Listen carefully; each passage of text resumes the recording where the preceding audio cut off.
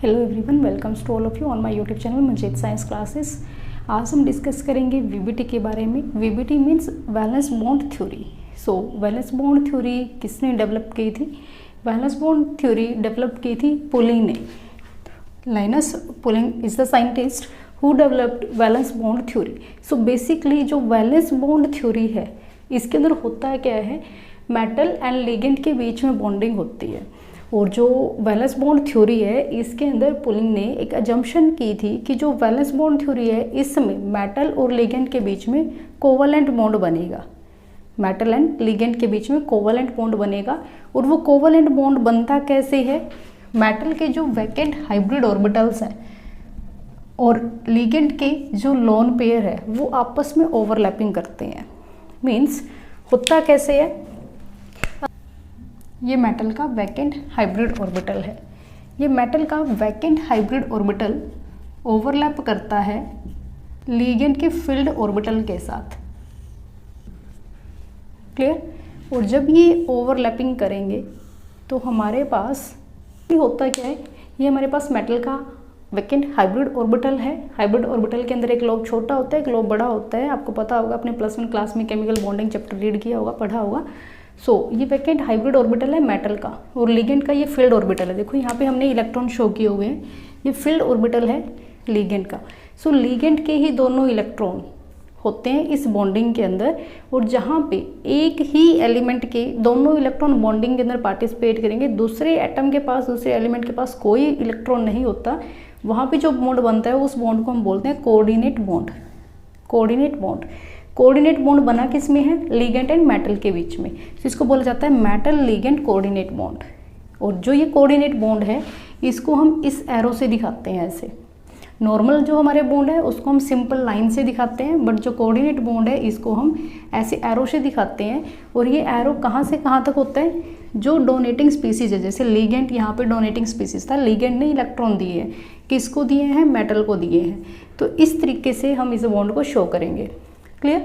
सो ये बॉन्ड किस किस के बीच में बनता है? मेटल के वैकेंट हाइब्रिड ऑर्बिटल और लिगेंड के फील्ड ऑर्बिटल के बीच में बॉन्ड बनता है, और हमारे पास इस टाइप का जो कोऑर्डिनेट बॉन्ड है उसकी फॉर्मेशन होती है। क्लियर? नेक्स्ट हमारे पास है पोस्टुलेट्स। जो वैलेंस बॉन्ड थ्योरी है, इसके अंदर क्या क्या अजम्पशंस मानी थी पुलिंग ने, उसने क्या क्या अपनी थ्योरी के अंदर दिया।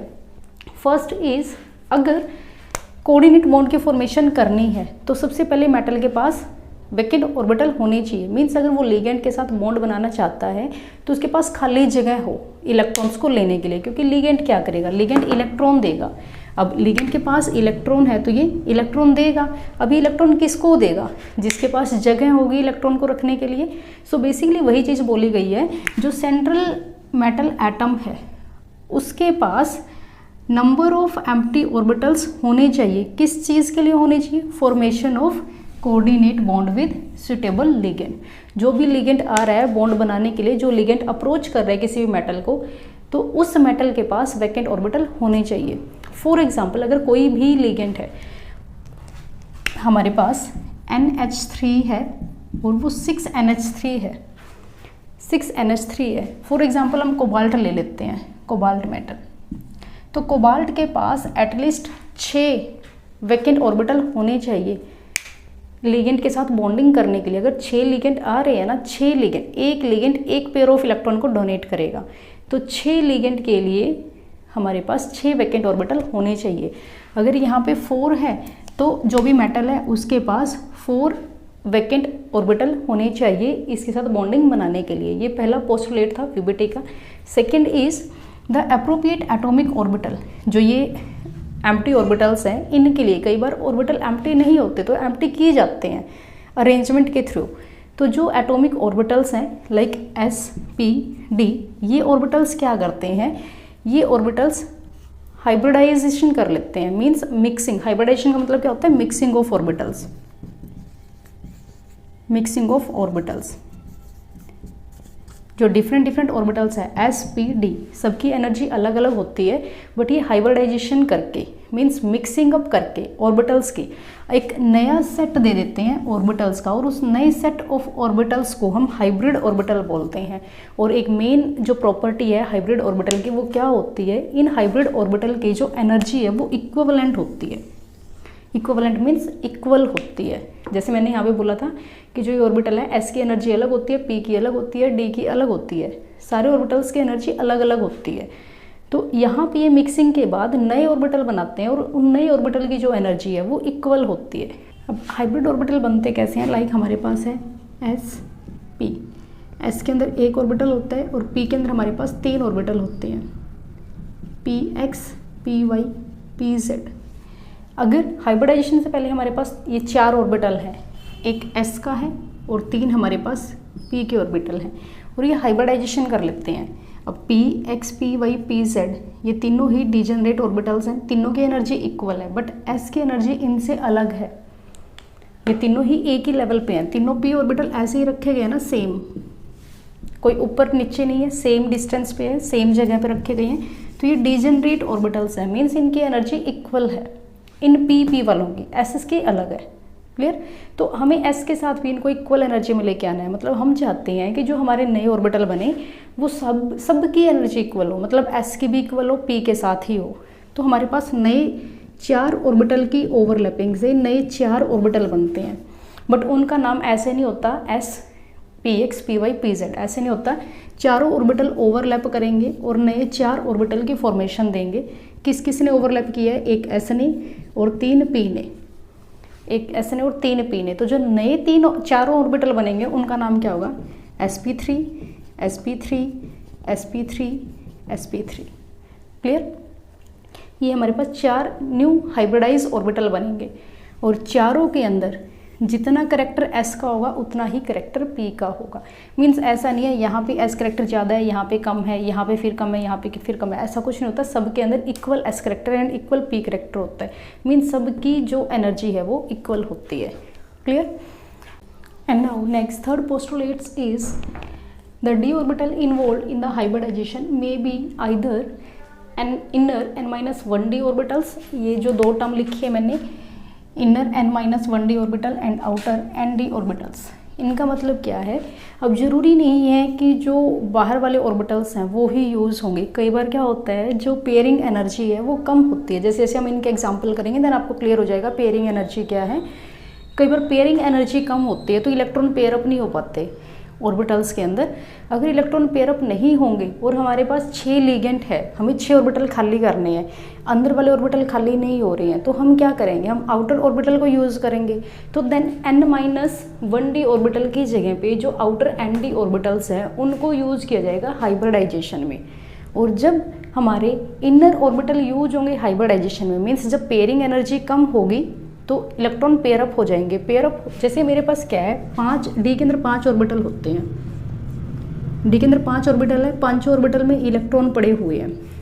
अगर इनकी पेयरिंग एनर्जी कम है, मीन्स कम एनर्जी चाहिए इलेक्ट्रॉन्स को पेयर अप होने के लिए, तो इलेक्ट्रॉन पेयर अप हो जाएंगे। जितने इलेक्ट्रॉन पेयर अप हो सकते हैं उतने पेयर अप हो जाएंगे। अब इसके साथ तो कोई पेयरिंग के लिए था ही नहीं। टोटल 5 इलेक्ट्रॉन थे, 5 में से 2 हमारे पेयर हो गए, तो एक तो एज इट इज़ अनपेयर्ड बचेगा ही, तो हमारे ये 2 ऑर्बिटल खाली हो गए। तो ये है हमारे इनर ऑर्बिटल। तो हमारी जो हाइब्रिडाइजेशन होगी वो D2sp3 होगी। मीन्स S और P के साथ D2 अंदर वाले जो इनर D ऑर्बिटल हैं वो पार्टिसिपेट करेंगे। बट अगर जो इनर ऑर्बिटल हैं वो पार्टिसिपेट नहीं कर पाते हैं, किस वजह से, उनकी जो पेयरिंग एनर्जी है वो ज़्यादा होती है, हमें ज़्यादा अमाउंट ऑफ एनर्जी देनी पड़ती है इलेक्ट्रॉन को पेयर अप करवाने के लिए। तो उस टाइम पे जो हमारे इनर ऑर्बिटल हैं वो एज इट इज़ फिल्ड रहेंगे। ये हमारे पास इनर ऑर्बिटल है, ये S ऑर्बिटल, इसके बाद P आएगा और नेक्स्ट हमारे पास आएगा D orbital.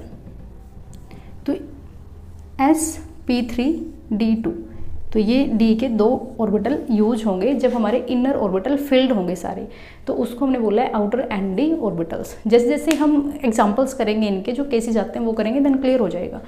Okay, now each ligand has at least 1 orbital.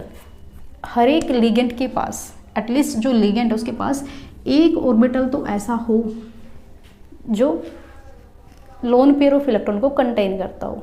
Means हमारा जो लिगेंड है उसके पास एटलीस्ट एक डोनर एटम जरूर हो, जो डोनेट कर सके। अगर इसके पास डोनर एटम नहीं होगा देन कोऑर्डिनेट बॉन्ड नहीं बनेगा, क्योंकि मेटल के पास तो ऑलरेडी इलेक्ट्रॉन नहीं है, देने किसने, लिगेंड ने देने। अगर लिगेंड के पास भी नहीं है देन बॉन्डिंग होगी नहीं। क्लियर। सो इसलिए बोला गया एटलीस्ट एक डोनर एटम जरूर हो। Next, the empty orbital of metal ion overlap with the filled orbital of ligand. जो मेटल के एम्प्टी ऑर्बिटल है, जो हमने स्टार्टिंग में फर्स्ट में ही डिस्कस किया था, जो मेटल के एम्प्टी ऑर्बिटल्स हैं वो ओवरलैप करते हैं किसके साथ, लिगेंड के फील्ड ऑर्बिटल के साथ। और लिगेंड के फील्ड ऑर्बिटल के साथ ओवरलैप करके वो कोवलेंट सिग्मा बॉन्ड के फॉर्मेशन करते हैं, जिसको हम ऐसे दिखाते हैं, और इसी बॉन्ड को ही हम कोऑर्डिनेट बॉन्ड बोलते हैं। क्लियर।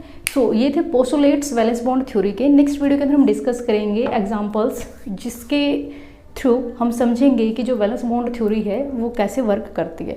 और बेसिकली वैलेंस बॉन्ड थ्योरी से इसके जो एग्जांपल्स हैं वही पूछे जाते हैं। आपसे क्वेश्चन कैसे आता है, कोई भी आपको एक कॉम्प्लेक्स कंपाउंड दे दिया जाएगा, लाइक हमने अभी बात की थी, लाइक FeCN6, यहाँ पे कोई भी चार्ज दे देंगे आपको, 3 नेगेटिव 3 पॉजिटिव, कुछ भी चार्ज दे देंगे। आपसे पूछा जाएगा कि हमें ये बताओ कि जो ये कंपाउंड है, जो कोऑर्डिनेशन कंपाउंड है, ये डायमैग्नेटिक है या फिर पैरामैग्नेटिक है। ठीक है, डायमैग्नेटिक पैरामैग्नेटिक पूछ लेंगे, या फिर इसकी ज्योमेट्री पूछ लेंगे, ये ज्योमेट्री कैसी है, ऑक्टाहेड्रल है, टेट्राहेड्रल है, स्क्वायर प्लेनर है, कैसी ज्योमेट्री है, on the basis of valence bond theory. तो पोस्टुलेट्स पूछे जाते हैं, कई बार पूछ लेते हैं, बट क्वेश्चंस के चांसेस ज़्यादा होते हैं, क्योंकि जैसे ही आप ये क्वेश्चन समझोगे इसके बाद ही आपको जो क्रिस्टल फील्ड स्प्लिटिंग थ्योरी है, CFT है, वो समझ आएगी। क्लियर।